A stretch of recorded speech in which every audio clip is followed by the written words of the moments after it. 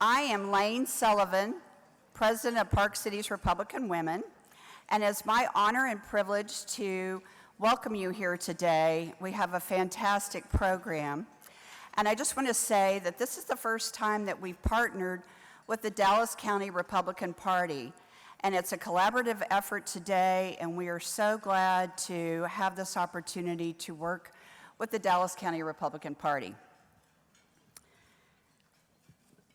And I want to say that we are so honored to have Ambassador Nikki Haley as our special guest today. What a privilege.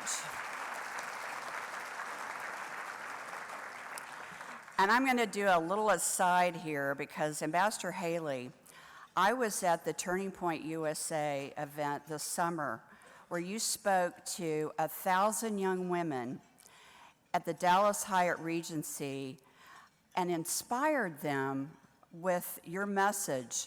And ladies and gentlemen, these are women who are ages 16 to 25. 1,000 of them came from throughout the United States, and they were there to hear Ambassador Haley. And you were such a rock star because they swarmed you after you spoke, and so we're not going to let that happen today. They'll just do a virtual swarm. And I'd also like to say a very special thank you to Doug Deason and Jackie Deason, who have become very good friends throughout this collaboration. And Doug and Jackie were also at the event, the Turning Point USA event. So this is where this all started. We started plotting this, didn't we, Doug? And so thank you very much, Doug and Jackie. We are so glad that you are our honorary co-chairs and all the wonderful things that you've done to make this event a success. It's truly a pleasure and a privilege to work with you both. And at this time, I'd like to honor and acknowledge our sponsors who are listed on the back side of your program. We are so grateful for your underwriting support and your contributions, and those names are up on the screen. And with the interest of time, I'm going to just let you take a look at those names yourself and also the screen. And at this time, I would like to invite Angela Paxton and Keena Meyer to the stage. Many of you know these ladies, but if you don't, Angela Paxton is the state senator from Collin County. She's our Texas state senator from Collin County. And her husband is Ken Paxton, who is really privileged to, he's our attorney general for the state of Texas. He is really, honored to be married to Angela Paxton. Girl power here. And at the same time, I'd like to introduce Keena Meyer, who is an active member of Park Cities Republican Women. And she also leads the home team re-election campaign for her husband, State Representative Morgan Meyer, who represents the Highland Park Cities District. And so we're very glad to have both of them here today.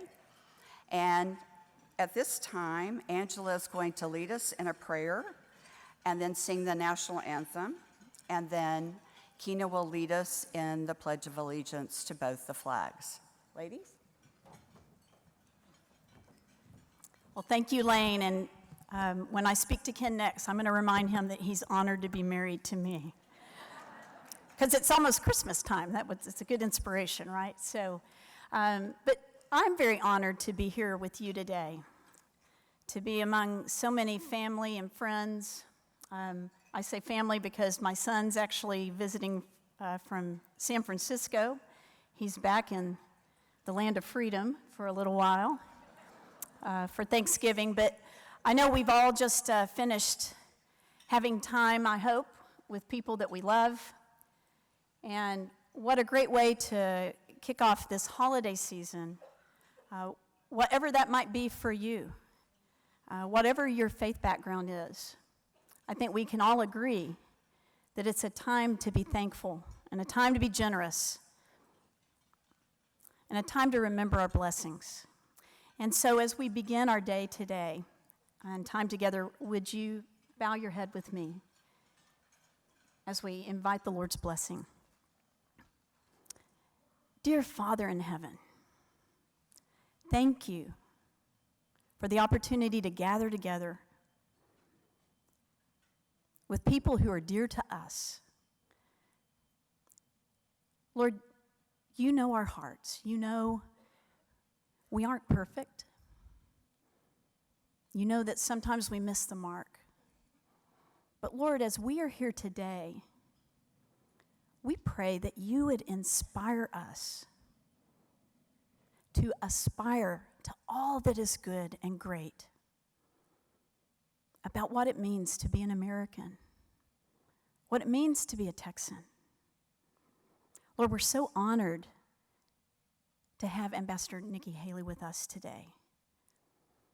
And I pray that as we engage in conversation with one another today over a wonderful meal, Lord, that you would open our eyes, that we would see, that you'd open our ears, that we would hear, and that you'd open our hearts and make them fertile places for the seed of your words, spoken by human beings, but your words, your truth, that would fall, go deep into the soil of our hearts and grow into a tree that produces food for the nations, the food of freedom and liberty and love. Lord, bless this food. Bless our time together. And it is in your name, in the name of your Son, Jesus, that I pray. Amen. Would you please stand with me as we honor our nation with the national anthem?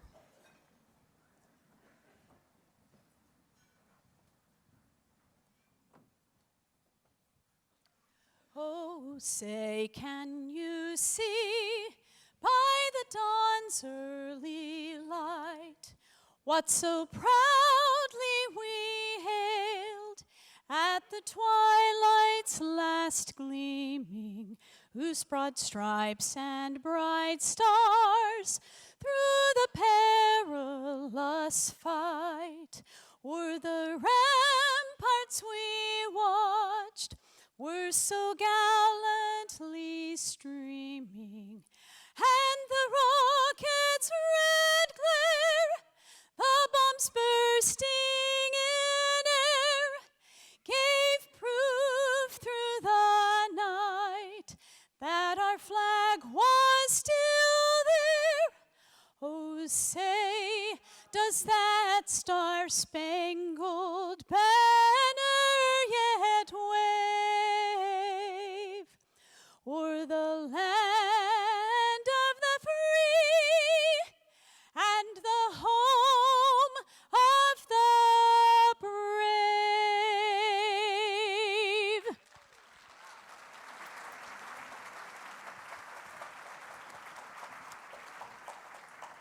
Thank you. I'm so glad that when Senator Paxton and I were back there choosing straws, that I chose the pledge straw and not the anthem straw.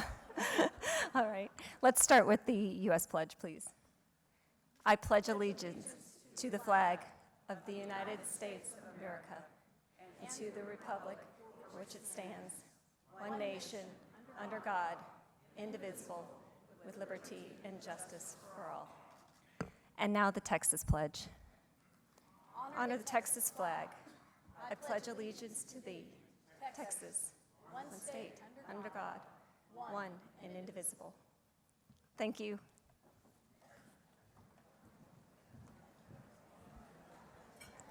Thank you, ladies. That was awesome.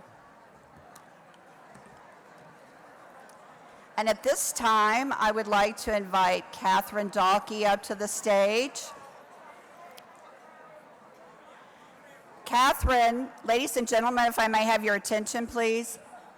Catherine is our new executive director of the Dallas County Republican Party, and she is standing in today for Rodney Anderson, who unfortunately was called out of town. So Catherine is going to introduce the elected officials and candidates. So take it away, Catherine. Hello, everybody. As Lane said, I'm Catherine Dahlke, the Executive Director of the Dallas County Republican Party. Sadly, Chairman Anderson could not make it very last minute, but he provided some remarks that I will deliver on his behalf. Ladies and gentlemen, it is with sincerest regret that I am unable to deliver my remarks personally. Occasionally, unavoidable circumstances arise at a late hour that simply cannot be avoided. It is quite the honor to have Ambassador Nikki Haley come to Texas to help in the fight for Republican ideals right here in Dallas County. My remarks will be brief and consist of saying thank you. First, I wish to sincerely thank the table hosts, sponsors, and donors who made this event a financial success. Too often, your names are glossed over at events such as these, and I truly want to have the recognition you deserve for your continued commitment to the Republican Party in Dallas County. Second, I wish to thank Lane Sullivan at the Park Cities Republican Women for having such a large vision for this event this year. Without your work and dedication, the success of this event would not have been possible. The same holds true for Catherine Dahlke and Rhonda Moreland. The countless hours that you put into this event are greatly appreciated, and most people will never know or appreciate the amount of time, work, and effort it took from both of you, Lane Sullivan, and other members of Park City Republican Women to make this a successful event. Finally, there is one other person that I must publicly thank, and that is the former finance chairman of DCRP, Doug Deason. There is no way to adequately put into words how thankful I am for what Doug has done for me as the chairman of the Dallas County Republican Party over the last several months. For this event alone, you purchased the books, you've provided and challenged many of our sponsors and table hosts, and you have provided transportation for our keynote speaker, Ambassador Haley. And in general, you have been a tremendous advocate for DCRP in the face of a challenging political landscape. Thank you isn't adequate enough. My commitment to you, our donors, our volunteers, our precinct chairs, our Dallas County Republicans, is that I will continue working night and day to take back lost ground here in Dallas County. To that end, it is time to introduce to you office holders and previous office holders in attendance that will lead the charge in taking back lost ground in 2020.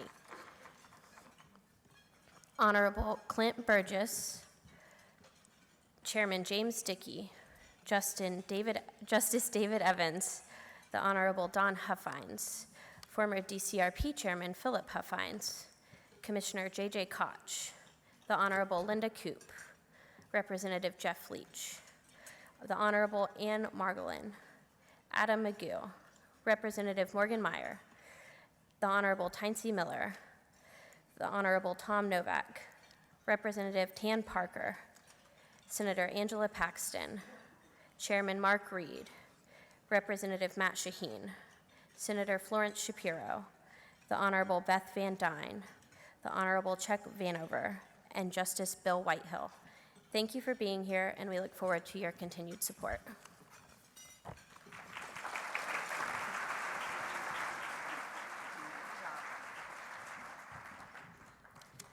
And Catherine, a big debt of gratitude to you for your time and effort, because you and Rhonda Moreland and I were the three musketeers working very hard to put this together. So thank you for those kind remarks.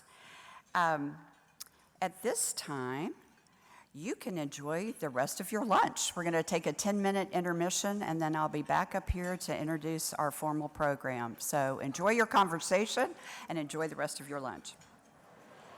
And we have a very special message from Senator John Cornyn. He was unfortunately not able to join us today, like Rodney, which is unfortunate. So if you'll turn your attention to the video screens to the right and left of me for a brief message from Senator John Cornyn. Hi, I'm Texas Senator John Cornyn. I'm sorry I couldn't be with you in person today, but I appreciate your chairman and my friend, Rodney Anderson, for letting me say a few words.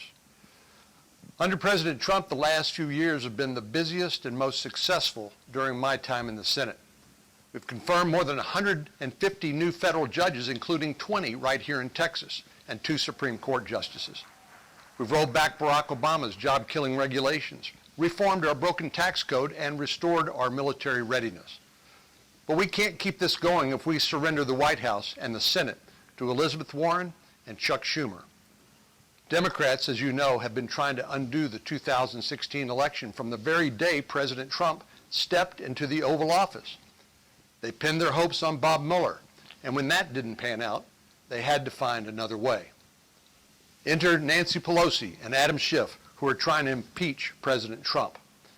And the liberals running against President Trump want to decriminalize illegal immigration, institute socialized medicine, and bankrupt Texas with the Green Raw Deal. That's why we need your help. Together we fought them off last year, and if we do our job again, we'll do it in 2020. Thank you again for all your hard work and support, and enjoy hearing from one of our party's brightest stars and someone I deeply admire, Ambassador Nikki Haley.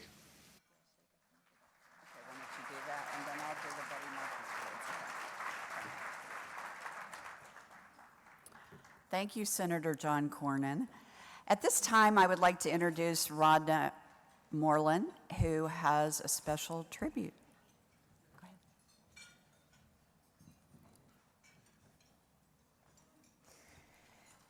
Good afternoon, everyone. This weekend, I saw a post that we are just 1 month away from 2020, and this gentleman doesn't think that we're ready. Now, this was a Republican activist, so I know that he was referring to the infrastructure of the Republican Party, our army of Republicans. However, I beg to differ.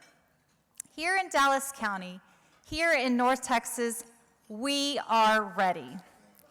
I saw, through helping out with this fabulous event, that the Dallas County Republican Party and the Park Cities Republican women have both the leadership and the strengthened membership for a successful 2020. We have Republican Club presidents, staff, donors, members, activists, all who are ready to take on the fight that we face in 2020. There was, however, one driving force missing during the preparation of this event. Our friend, our leader, our first woman to serve as Dallas County Chair, Missy Shorey.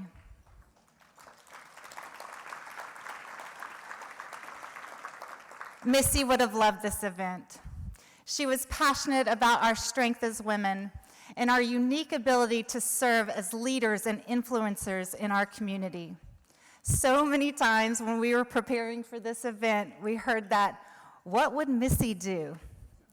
We thought of that smile and charged forward.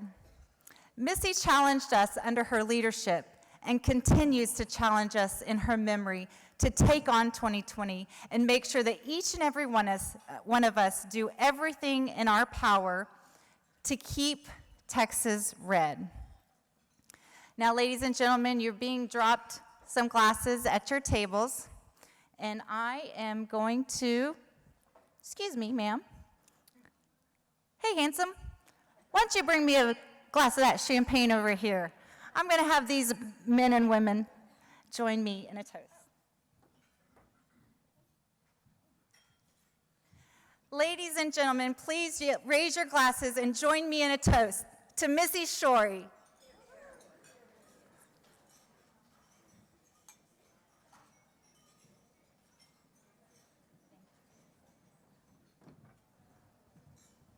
Thank you, Rhonda K. Moreland. That was a beautiful tribute to Missy. And yes, I've been channeling Missy for months, and we miss our dear friend, and her husband, Mark, is here today. Mark, would you please stand up?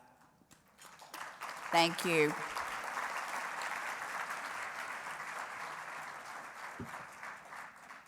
I know she's up in heaven kind of directing things. At this time, I would like to recognize a member of the Park Cities Republican Women's Club and to announce an honor and an award called the Betty Marquis Award.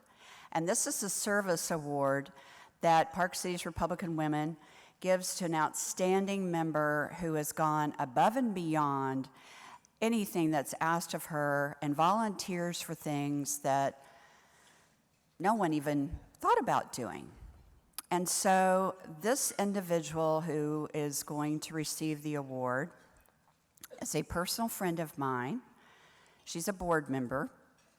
She stepped up to the plate many times on different things. She was my sounding board as president, and we talked about different issues. And one of the things that was part of her greatest accomplishments and the service that she provided to Park City's Republican women, but really to the Dallas County Republican Party, was the fact that she initiated a minority engagement and outreach opportunity for us as Park City's Republican women to be more engaging with the community, because, ladies and gentlemen, we're all here in the fight together, and so our minority brothers and sisters really matter to the Republican Party, and we are an inclusive party. So at this time, I believe that Betty Marquis herself is here. Betty is a longtime member of Park City's Republican Women. Betty, if you're in the audience, would you stand up? Here she is. She's over there to the right. Betty has been a member since 1986, and she's the trailblazer in our club and in the Park City and the Dallas County Republican Party. So now it gives me great pleasure to announce the award recipient. She will receive a beautiful Heron porcelain elephant, which she will receive later. And so Karen Wilson-Smith, would you please stand up? Karen's Vice President of Programs. Thank you, Karen. Woo!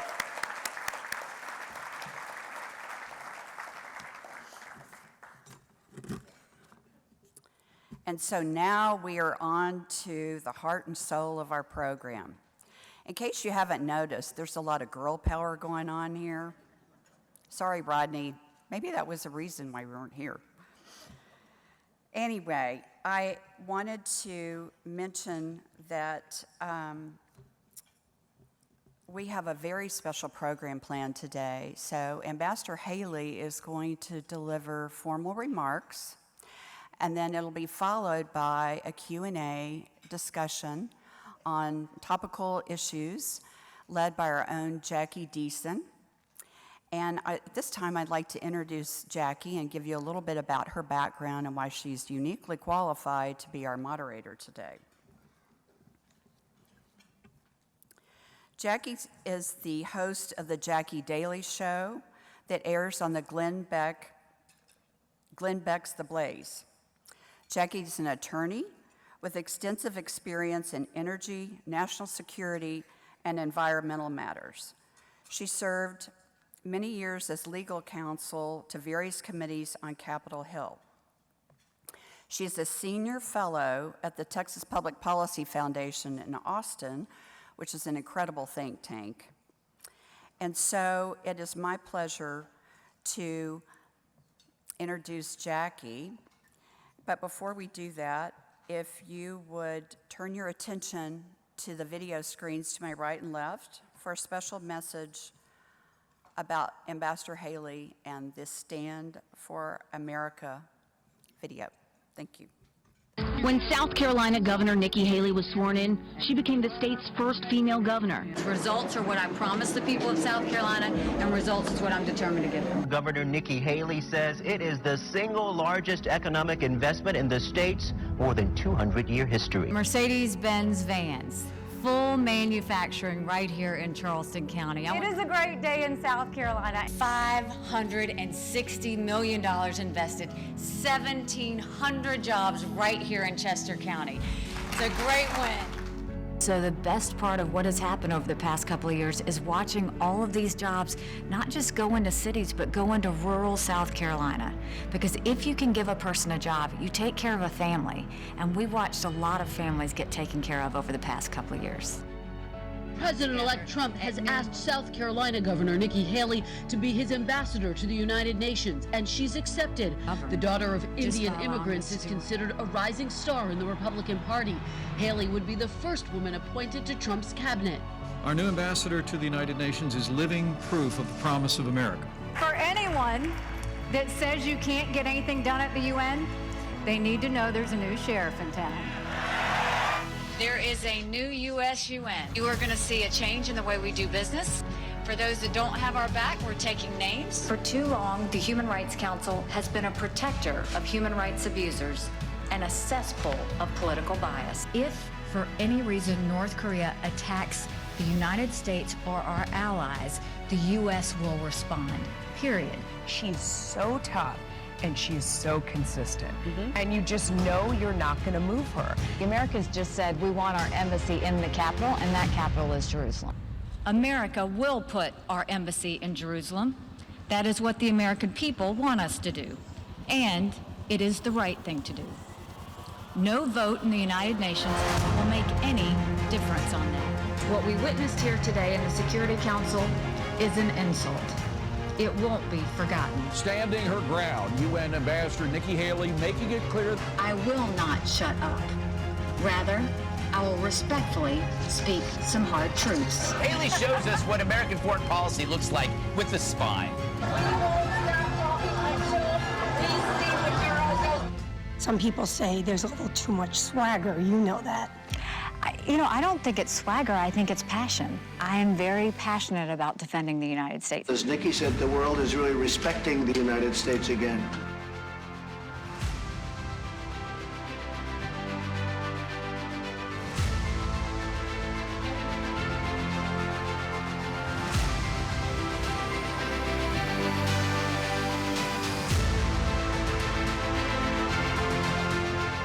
Didn't know that I would be elected into the legislature. I didn't know that I would be governor. I certainly never thought I would be UN ambassador. Even though I'm a private citizen now, I know I'm too young to stop fighting.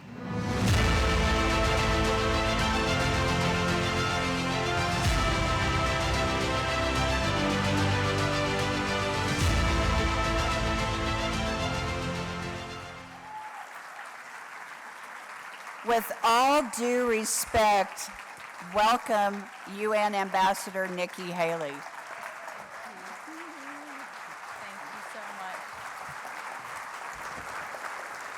Thank you. Thank you so much.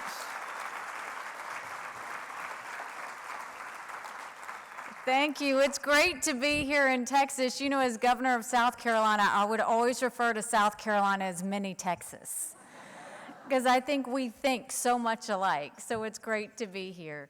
I've been out on the road promoting my book for about 3 weeks now. This book was a labor of love. It starts with love for my home state of South Carolina, and then covers my love for the people and the ideals that are America.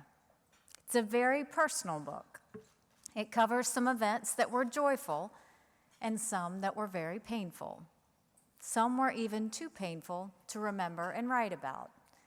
But I've discovered that writing a book is kind of like therapy. You work through your emotions about events in your life. You put them into context.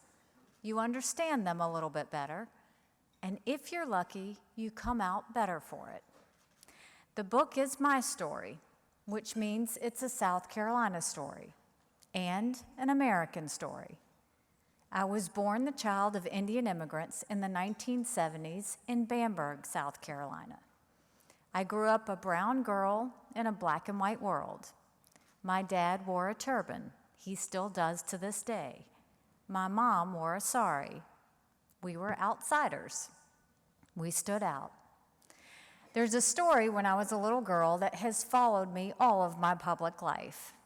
When I was 4 and my sister was 8, our mother entered us in the We Miss Bamberg pageant. It was the thing you do if you had a little girl. Even then, in the late 1970s, the organizers crowned a black queen and a white queen.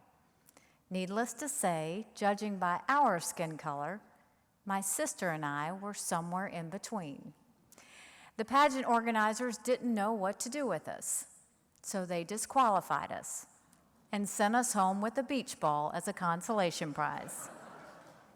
My mom asked the judge if I could just at least sing the song I had practiced so much on. Ready for this? It was, "This land is your land, this land is my land." I'm not making that up. But I consider myself lucky because that episode never defined me. Although I will be honest with you, I swore off pageants after that. I've been lucky because I've had a life that's given me a front row seat on what makes America exceptional. If you go around the world and see that people who are different are usually outsiders. But what was different about America, what was different about Bamberg, is that our differences didn't have to define us. My mother and father had come to a country where no one, not the government, not our neighbors, could determine our worth and our place in society. That was up to us. My parents knew we could be more in America, so we worked hard, and our community came to accept us. Our country gave us the opportunity to strive and succeed. It gave my dad the opportunity to teach at a college. It gave my mom the opportunity to open a business. It gave me the opportunity to become governor and U.S. ambassador to the United Nations. With All Due Respect is an optimistic book, but it's not rose-colored. I tell some difficult stories, as well as some very happy ones. The book begins with one of the darkest moments in my life, the day in 2015 when a man whose name I will never say murdered 9 people in a Charleston church. They were gathered in Bible study, and then he showed up. They saw him. The killer didn't look like them. He didn't act like them. But they didn't throw him out. They didn't call the police. Instead, they pulled up a chair and prayed with him for an hour. When they closed their eyes for that final prayer, he began to shoot. What I write about in the book is that the people of South Carolina showed what true strength and grace looks like in the face of tragedy. We didn't let the media and the activist groups hijack our grief for their political agendas. We listened to each other. We respected each other. At a time when racial grievance was tearing apart places like Ferguson and Baltimore, South Carolina was a model for the nation in respect and healing. That's a story of love. It's a story that needs to be heard so that the lives of those 9 people are remembered for their faith and goodness to the people around them. The last thing I expected was the chance to serve the United States at the UN. So when President-elect Trump's chief of staff, Reince Priebus, called me shortly after the 2016 elections, I was a bit surprised. I was at a Republican Governors Association meeting in Orlando when Reince called. I was about to become RGA's vice chair, but Reince said the president-elect wanted me to come to New York to talk about interviewing for Secretary of State. I said, I can't be Secretary of State, I'm a governor. I just got elected vice chair of the RGA. And Reince said, really, Nikki? Secretary of State or RGA vice chair? This is a tough call for you? He had a point. Still, I went up to New York and told President-elect Trump that I wasn't the right fit for Secretary of State. He had inherited messes from North Korea to Iran. He needed someone who didn't have a learning curve. So I went back to South Carolina, and a few days later, Reince calls again, and he says, don't say anything, just listen. U.S. Ambassador to the United Nations. I said, Reince, I don't even know what the United Nations does. I just know everybody hates it. But I didn't say no. I have a rule about how I approach new opportunities in my life, and that is to push through the fear and uncertainty of a new challenge, to work hard and set myself up to succeed. Every time I've done that, I've come out stronger on the other side. My husband, Michael, also helped. He started Googling around, researching the United Nations. He said, Nikki, I think you'd be really good at this. I decided I would keep my mind open about the job, but I would attach some conditions. That way, if the president didn't go along with them, I would be off the hook. I told the president I had been a governor. I didn't want to work for someone else. I wanted to work directly with him, so I asked for it to be a cabinet position. He said, "Done. What else?" I said, "Well, I love policy. I wanted to be in the room when decisions are made, so I would want a seat on the National Security Council." He said, "Done. What else?" Now I was getting nervous. I didn't expect him to agree to everything quite so easily. I told the president I wasn't going to be a wallflower or a talking head. I had to be able to say what I think. And he told me, "That's exactly why I want you to do this." In the end, we both lived up to our agreement. The president was true to his word from the first day to the last, and I stayed true to my heart. I spoke my mind. I fought for American interests and principles at the UN, even when I had to fight virtually alone. The greatest lesson I learned from my time at the UN wasn't about the world. It was about America. There is a growing tendency in our politics to see people who don't think like we do as not just wrong, but evil. But I've seen true evil. I traveled to places most Americans will never go, and I saw things most Americans will never see.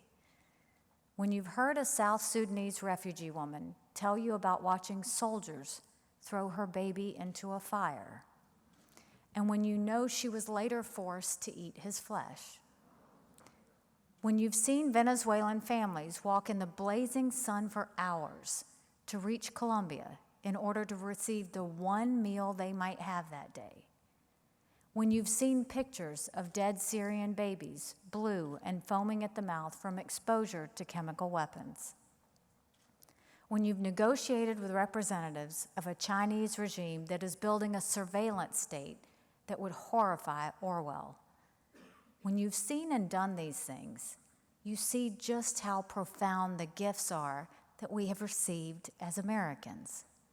Venezuela was once a thriving democracy. It was once the wealthiest country in South America. But thanks to the socialism, corruption, and brutality of the government, it is now one of the poorest and least free countries in South America. Venezuelans dig through trash cans and slaughter zoo animals to feed their families. The Maduro regime jails and tortures political dissidents by the thousands. The average Venezuelan adult has lost 24 pounds. When you see that it's hard to when you've seen things like this, it's hard to get emotional about whether someone in America's speech is politically correct. The truth is, there are so many more things we have in common than there are things that separate us. Fighting for our values, free speech, freedom to worship, and the ability to determine our own destinies, that is what made my time at the United Nations a labor of love for America. Our values are our greatest foreign policy tools.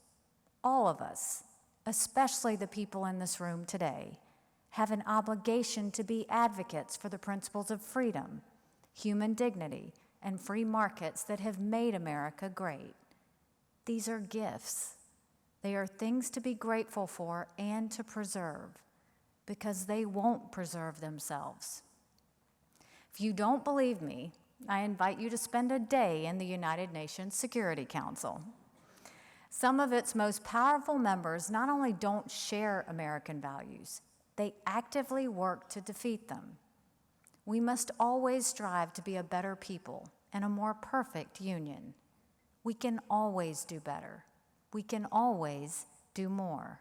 But in the end, I wrote this book because there is one truth about our country that I believe with all of my heart. It's the one message I will never stop being a loud and proud ambassador for. And my message is this: even on our worst day, we are blessed to be Americans. Thank you. Merry Christmas and Happy Holidays.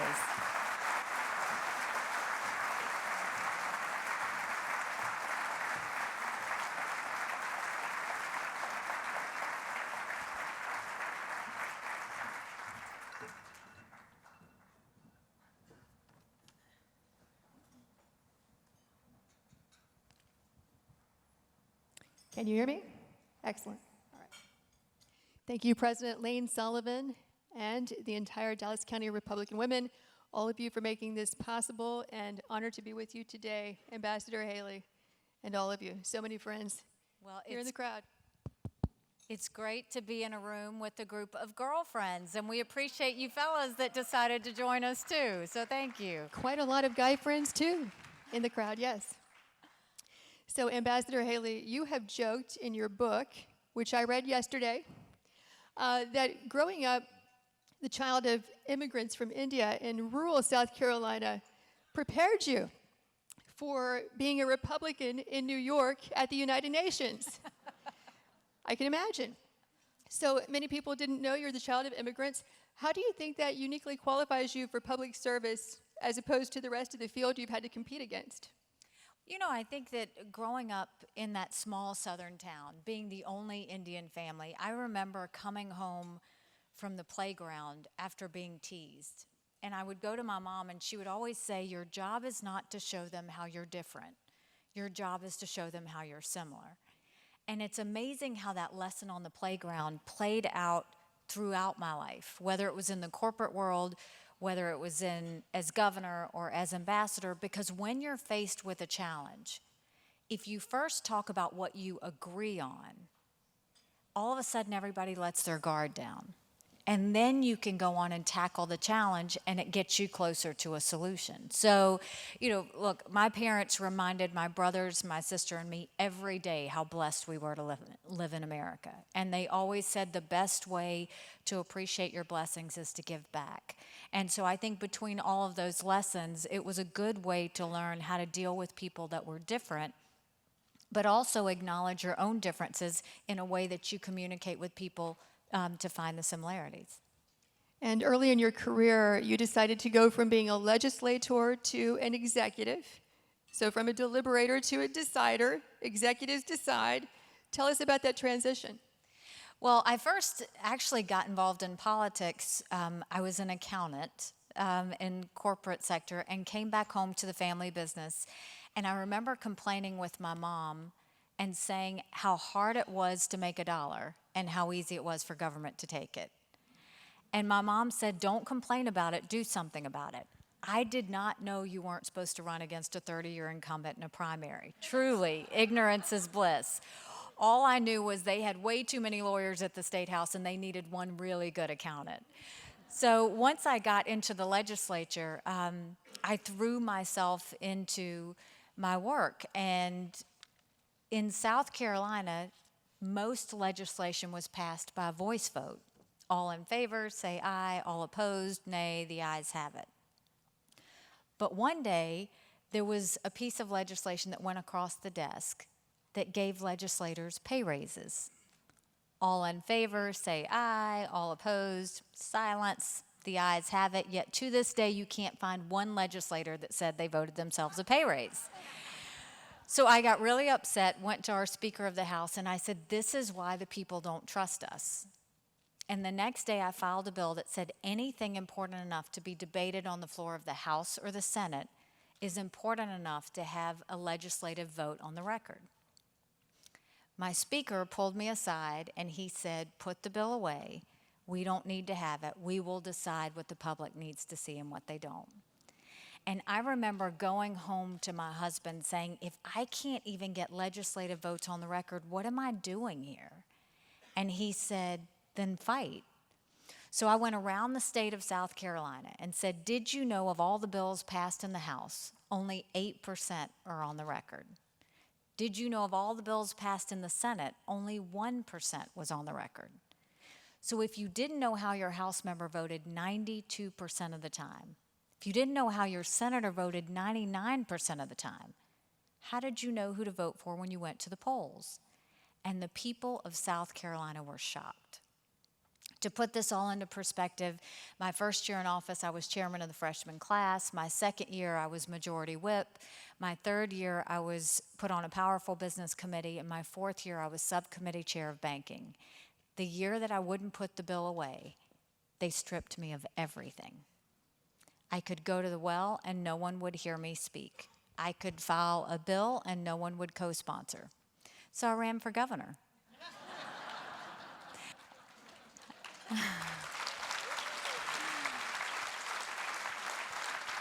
And I'm proud to say that one of the first bills we signed into law is now in South Carolina. Anything debated on the floor of the House or the Senate requires a vote on the record, and we took it a step further. We do that on every section of the budget. Very impressive. Just listening to you gives me PTSD from my time on Capitol Hill. This all sounds so familiar. Okay, so tell us about the first time that you met President Trump. So it's interesting. I actually knew the president years prior. When I ran for governor the first time, after I won the primary for governor, I got this envelope in the mail. It had this great gold trim all around it. And there was a support check in there, and there was a note that said, "You're a winner." And so I got on the phone with him, and we talked, and we were acquaintances throughout the years. And then the 2016 primary came around. And if you remember, we had a lot of talent on that stage, 16 great people running for office.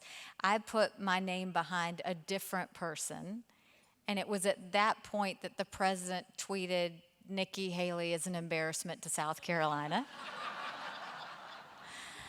And I responded with a tweet that said, "Bless your heart." But basically after he won the primary, I put my support behind him and going into the general. So it was funny when he did call me to come meet with him to have that conversation about Secretary of State. As soon as I walked in, he goes, "Well, I guess your guy didn't win." He can't let anything go. That's just... Okay, so let's move to the UN. We heard a little bit about this strategy book that you all put together, which is about anti-American aid-seeking and aid-receiving countries at the United Nations who vote against our interests. Explain what exactly was in these books and how did you use them? So when I was at the United Nations, obviously it really is, I mean, working at the United Nations, you feel like every day you're putting on body armor. You know you're going to have a fight that day. You just don't know which country you're going to be fighting. Many of the countries resent the United States, are, anti-American, but at the same time, they all want to be us. They would talk to me about how they loved our freedom of speech, our freedom of worship, the way we were able to speak and do whatever we wanted, and our fate was in our own hands. So they were very appreciative of that. But it was tough because they would go and bash America, and then they'd turn around and have their hands out wanting aid. And so it was at that point I had my staff create this book. And the book basically listed every country, the percentage of times they voted with us, and how much aid we would give them as well. And I took this book and I took it to the president. He lost his mind. Like, he lost his mind. And what I told him was, we need to be smarter about how we give aid. We don't need to give for the sake of having friends. We don't need to give for the sake of giving. We only need to give to the countries who want to be a partner back with us. We don't need to be giving to countries that say they hate America. And the perfect example was Pakistan. We were giving $1 billion in aid, in military aid to Pakistan. And in return, they were harboring terrorists that were trying to kill our American soldiers. We don't give that $1 billion to Pakistan anymore.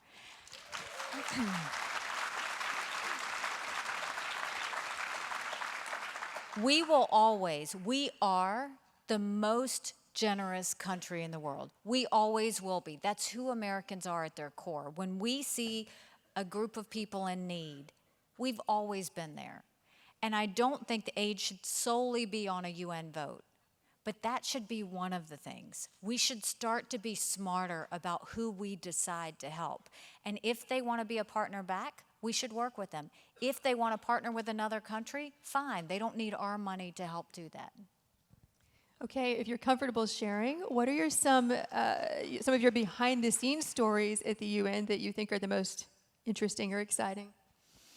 Well, there was the first high-level week, and high-level week at the United Nations is when 193 countries come together.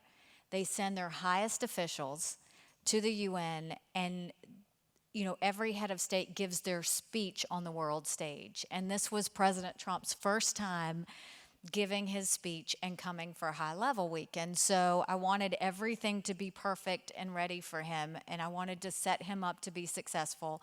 So we had great meetings lined up. He and I would, everybody always asks how I got out of the administration without a tweet. And the truth is, I was honestly just very truthful with him. If I saw him doing something right, I would praise him, I would rally, I would support in every way that he needed. And if I saw him making a wrong mistake, I would say, I think this is wrong. I think instead you should consider X. And he would always say, well, how do you see that playing out? And we would talk about it. And he was a really good listener. But during High Level Week, he called me one Sunday morning and he said, okay, I just want to make sure you got my speech. And I said, I did. It's fantastic. And it was. And I said, but Mr. President, I just want to kind of prepare you for what you're walking into. The UN is a different place. I said, so when you give your speech, it's not going to be like a rally. I said, they're not going to clap for you, but don't take it personally. I said, I want you to think of it like church. I said, it's a serious place. Just think of it like church. He said, church, got it. He goes, but I want to ask you a question. And I said, what? And he said, I was thinking, what do you think if I refer to Kim as Little Rocket Man in the speech? I said, Mr. President, remember the part I said about church? He said, I know, but I tweeted it this morning and it really killed with my base. So we go in that Tuesday morning, he had to give his speech, and we're sitting there. North Korean delegation is right in the front row, and all of a sudden, he says it. And everybody's looking at him, and they have their translator pieces in, right? And so all of a sudden, you just see them go. And then they started laughing. So then I'm having a meeting with the president of Uganda 2 or 3 hours later, and he says to me, he goes, so tell me, Ambassador, what are we going to do about this little rocket man? Before the week was over, everybody referred to Kim as Rocket Man by the time the week was over. So it's a good story about the president. Wonder how many of the UN delegates know who Elton John is, especially the North Koreans. Probably not very many. Okay, so some people think North Korea is our biggest challenge, our biggest threat now. You were there when there was a lot of change in the relationship. Are you optimistic? Well, going back to that time, when I got there, North Korea was testing long-range ballistic missiles literally every other weekend. We were having constant emergencies, Security Council meetings. If you had seen the intel, it wasn't just Japan and South Korea we were worried about. This got very close to home and was a threat to America, and so we needed to respond quickly to that. What we knew was any of the revenue coming into North Korea wasn't going to feed its people. It was going to feed its nuclear program. So if we could stop the revenue, we could slow down the production of the nuclear weapons that they had. And so I and my team quickly went into gear and were able to pass 3 sanctions packages that were the largest sanctions against any country in a generation. We cut off 90% of their trade, 30% of their oil, stopped their foreign labor program, and really brought them to the point that they had to come to the negotiating table. And I think if you look at what the president was able to do, just to have a conversation about denuclearizing was a great first step. The second step, and the second meeting that they had, Kim said, we'll denuclearize if you pull back all the sanctions. And the president had always said, we're not going to do what others before us have done, which was basically listen to North Korea's promises, and have them go right back to what they were doing. And so I think the president was right to walk away and leave it. Now we have to see where it goes from there. The good news is we're not every other weekend dealing with a long-range ballistic test, but I also think it's important that we never cower to threats from any country. We don't need to do things based off of fear. We need to do things based off of strength. And so I think we stand our ground. And the best thing we can do with North Korea is to keep the rest of the world in line with those sanctions. As long as we keep them isolated, they will have to conform and do what's right. We can't let that weaken. That's the biggest thing we should do. Okay, and also during your tenure, we withdrew from the UN Human Rights Council. That doesn't sound good. There was a lot of criticism in the press. Can you explain why that was the right thing to do? Interestingly enough, it was a gut reaction right as we got into the administration was to get out of the Human Rights Council. And I went to the president and I said, can you hold on doing this and give me a chance to see if I can do something with it? And the reason was I didn't want the president to immediately announce he was getting out of the Human Rights Council for that reason, because it sounded bad. I said, let me make sure I fight to see if we can reform it. I communicate what it's about. And then if we get out, you will have the basis to have done it. And so we genuinely did try and see if we could make it better. The Human Rights Council is just, I'll give you an example of what it is. When Venezuela was having their major protests, and you saw thousands of people in the streets fighting for their freedom, I immediately went to the Security Council and said, we need to have an emergency session on Venezuela. And they came back to me and said, no, we don't do that here. The Security Council is only for issues of peace and security, which that was peace and security. They said, that's a human rights issue. You have to take that up with the Human Rights Council in Geneva. So I went to Geneva, and I wanted to have a session on Venezuela. They wouldn't let me have a session on Venezuela. Why? Because Venezuela sat on the council. So then we had a session outside of the council, and Venezuela is literally bullying our witnesses that are going to be speaking in that event. The problem with the Human Rights Council is all of the countries who are the worst human rights abusers have found that if they sit on the council, no one can ever call them out. And so the whole council are countries like Saudi Arabia, Cuba, Venezuela. They just elected Democratic Republic of Congo last year. I mean, it's a terrible council. So we made a point of really trying to reform it. So our team went through and talked to literally every country at the UN and said, look, you can't have a council where you allow human rights abusers because it loses all of its legitimacy. And so even our European friends said, you're right, it's an embarrassment, but none of them would fight with us on it.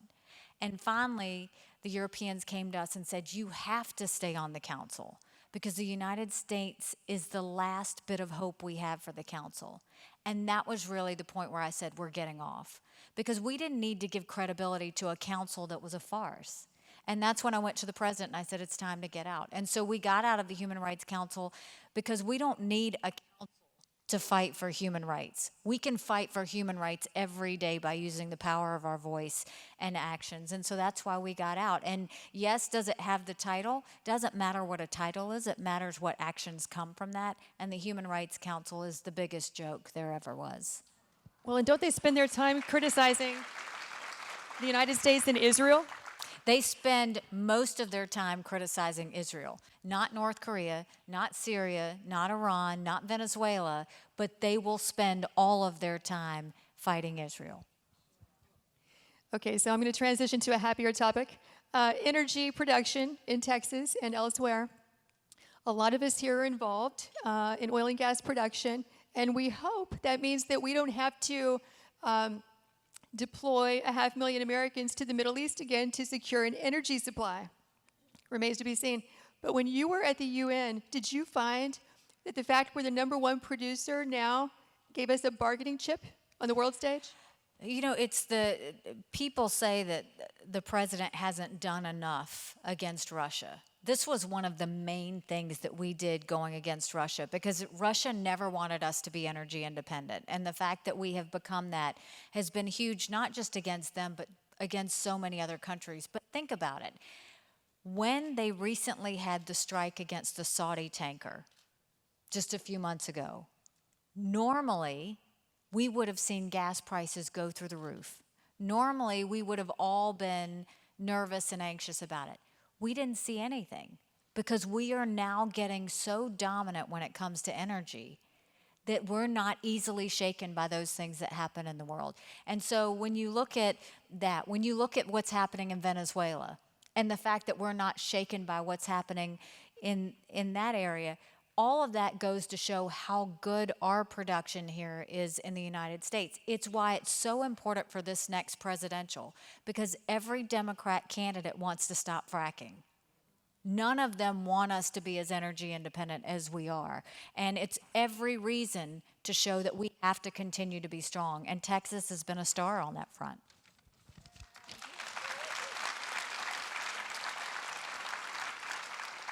So, in your opinion, right now, what is the biggest threat geopolitically facing the United States? China. Hands down, China is the biggest threat. And the reason is you have to look at China's story. I mean, first of all, they are strengthening their military capability, which is a national security threat to us. They are investing all over the world in different countries for infrastructure. But the concerning part about this is if you were to take a map and look at where they were investing, that's one thing. Now take a map and look at the fact they're running up the debt so much, these countries aren't going to be able to pay it back. And we saw at the UN, they would go in and basically bully these countries into voting the way they wanted them to vote. But if they're running up this debt and the countries can't pay it back, now what if China goes and says, okay, then give us your port, or we want to put a military installation? Now look at that map, and it will send a chill up your spine. They have been stealing intellectual property for years. The United States was naive and thought that if we helped them get into the World Trade Organization, that they would become friends with the West. That was not the case. If anything, they started stealing the second they got in. The United States loses over $50 billion a year just in intellectual property theft. Then you look at the fact that they have these concentration camps now of over 1 million Uyghurs, Muslims, that they put in these camps. They make them change their name, change their religion, change the way they think. If any other country around the world was doing this, there would be mass chaos. But because it's China, no one's saying anything. And then you take it a step further. President Xi started a committee that he chairs that says any company that does business in China now has to cooperate with the Chinese military. So think about our tech companies. Think about all of your data. And think about now who has to work with the Chinese military on our data. For all of those reasons, that is why China is a country that we need to be very focused on. Doesn't mean we shouldn't trade with them, doesn't mean we shouldn't speak with them, but it does mean we should let them know we're on to them and we're not falling for anything that they try and pull on us going forward. Okay, let's talk about your leadership style as a woman. I think many of us remember the episode in the press where you had to explain that you don't get confused, despite what Larry Kudlow might have said. Can you please explain, because this is chapter 10 of your book, you go into great detail about this, why this might be, this is under the heading Women's Leadership. Why is this a matter of women's leadership? Well, I strongly believe that no one is ever going to defend and protect your integrity like you will. And if you see something that's happening, you have to fight for yourself. And we had a situation where we had a National Security Council meeting. The president and the National Security Council decided that we were going to put more sanctions on Russia. I had follow-up conversations with the president the next day. I only did Sunday shows when the White House would ask me to, and so the White House had asked me to do the Sunday shows that Sunday, and I was on Face the Nation and was talking about Russia, and I said, you will see Steven Mnuchin will come down with more sanctions on Russia if he hasn't already. Later that afternoon, my friend Steven Mnuchin, who I adore, calls me and says, we have a problem. And I said, what's wrong? And he said, the president changed his mind. He doesn't want to put sanctions on Russia. Now, the president has every right to change his mind. That's the president. He can do that up until the last bit. And I said, no problem, Stephen. Just go fix it. Tell them that he changed his mind, and we'll be fine. They come out with a statement. The White House comes out with a statement the next morning that doesn't say he changed his mind. They just kind of kick the can down the road a bit. All of the press is calling my office, saying, why did you say it? There had to have been a reason you said it. They knew I didn't say things lightly, so if I put it out there, there was something to it. And so I called the chief of staff, I called the Secretary of State, I called Bolton, and I said, look, you know, the best thing is just go tell the truth. Say that the president changed his mind. He has every right to do that, and that he's going to put that off until a later time. And I said, but you guys have to fix this. They're not going to stop. The calls aren't going to stop. This is going to continue to get bigger, and it doesn't need to be. They all just listened, didn't say anything. Tuesday morning comes around. The press is on fire about it. And I called and I said, okay, you've got until 5 o'clock today. Either you fix it or I fix it. And trust me, you would rather fix it than me. So nothing happens, and then 4:45, Larry Kudlow goes out in front of the press, gets the question that we all knew he was going to get, and he says, well, I think Nikki just got momentarily confused. I happened to be in my office, and the television was on, and the 5 on Fox had just started, and I texted my friend Dana Perino, and I said, can you call me? And so she called me, and I said, I need you to put out a statement for me. And she said, okay, what do you want me to say? And I said, just one sentence. With all due respect, I don't get confused. And she said, that's it? I said, yep, I'll text it to you so you have it in print on your phone. And so she did. Not 5 minutes after she said it, Larry calls me and says, Nikki, I'm so sorry. You know I love you. Oh my gosh, I've got my tail between my legs. And I said, Larry, at what point do you say someone is confused? At what point do you say I am confused? He said, I know, I'm sorry, I'll make it up to you. And I said, you will make it up to me. You're going to go call the press and tell them that you were wrong, and you're going to go fix this. He goes, I can't do that. And I said, oh, you can and you will. And I said, you have to go fix this. And to his credit, he immediately called the reporter, he fixed it, and it was done. But the story behind that is, don't let anybody throw you under the bus. Stand up for yourself, fight for yourself.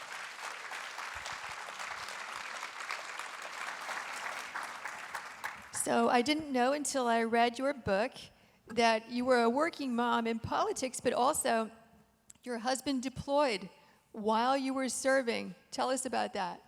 My husband is in the military. He deployed to Afghanistan while I was governor. So I was a single mom, military spouse governor. And I remember, you know, we did all this planning. You always plan on what you need and finances and everything else. And the first 3 months he was gone, one of the kids was crying every single day. And so it was trying to get them settled. And one morning I remember getting the kids ready for school, and I was getting my son out the door, and I had to get this tie on him because he had to be dressed for school that day, and I couldn't get the tie on. What makes it worse is it was a clip-on tie, so I couldn't get it on. So I go outside, and security's right there, and I called security over, and I said, Sydney, can you help me get this tie? I can't get the tie right.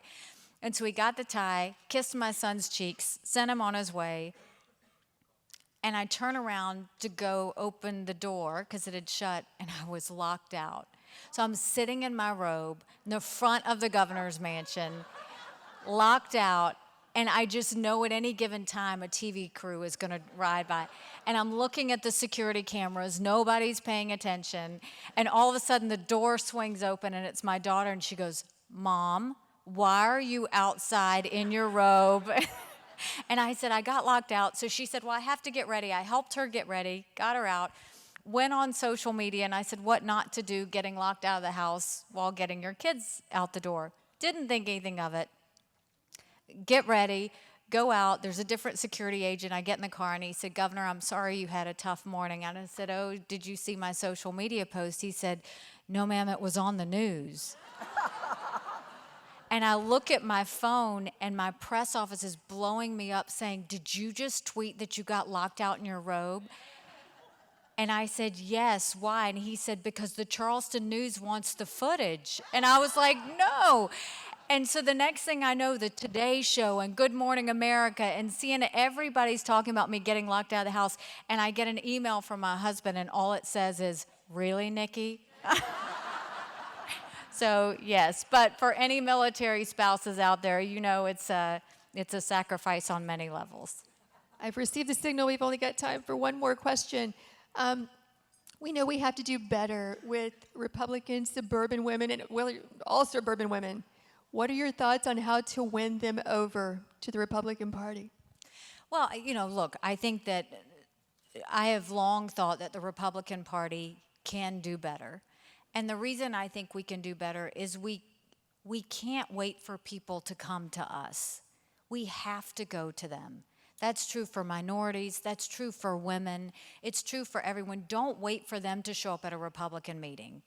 Go places that are uncomfortable to go, because when you go, you learn something and you listen to them. But more importantly, and I know this because, the Indian American community, the Jewish community, most of them are Democrats. But if you talk to them, they really have very conservative views. And if you go get in front of them, they realize there's a whole lot in common. So we have to do better going and talking to them. Now, the other thing is getting more women to run for office. And if you look at the situation, the Democrats love to say that they have a lot of women, and they do. They're winning that fight. But that's not about a Republican or a Democrat woman. It's about women running. When I became governor in South Carolina, we were the lowest in the country on women elected officials. Wasn't that South Carolina was so hard on women, it's that women didn't run. And it's hard because you turn on the TV and you see how toxic it is.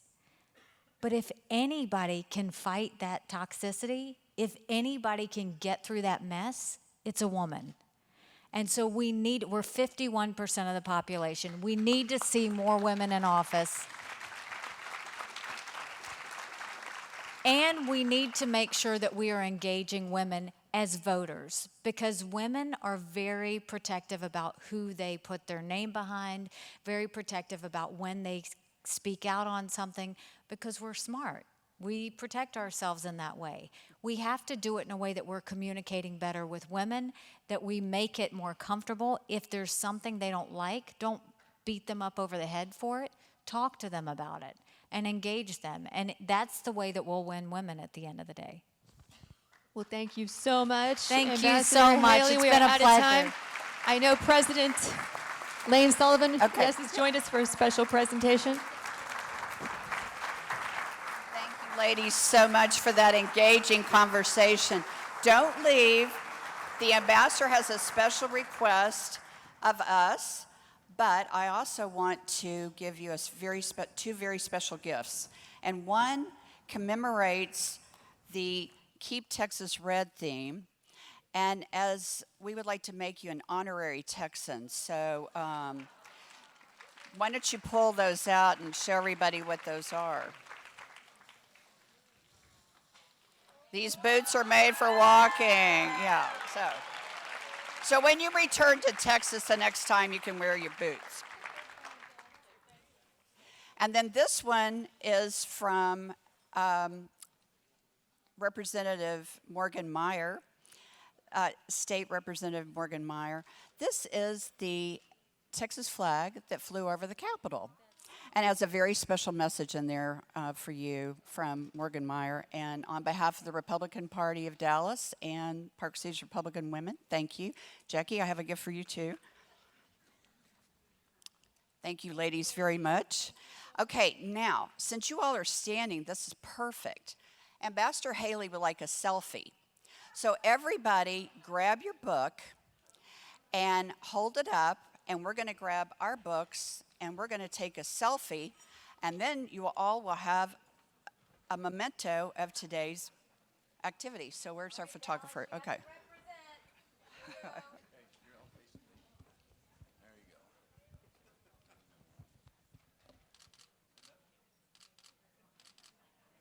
iPhone, hang on.